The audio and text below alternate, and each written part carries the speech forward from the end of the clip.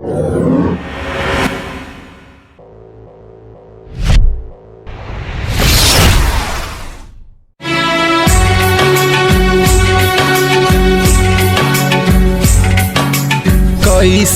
के मिली संगतिया,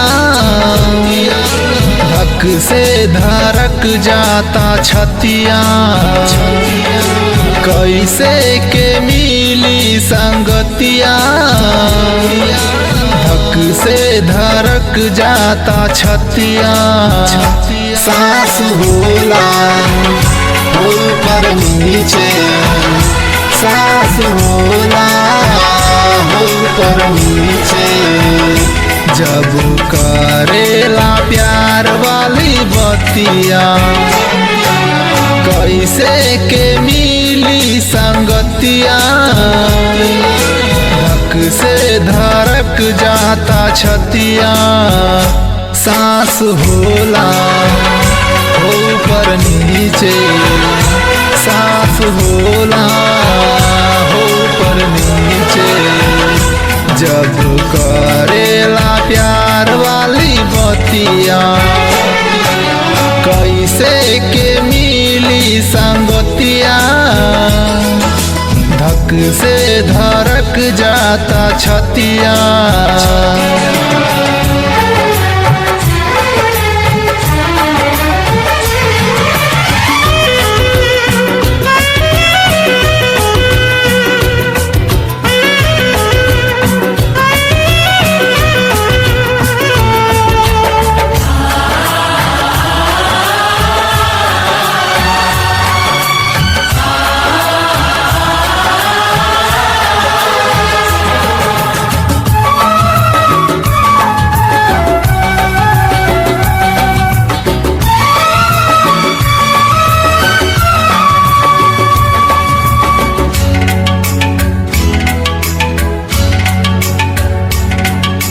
दिल दिहानी तोहके, जाने तोर जानी दीहा।